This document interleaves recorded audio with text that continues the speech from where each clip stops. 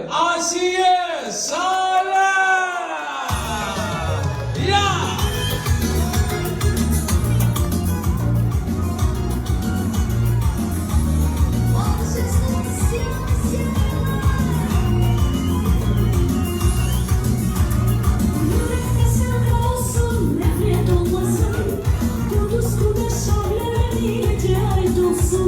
Yolculara açık yola iş kolay olsun.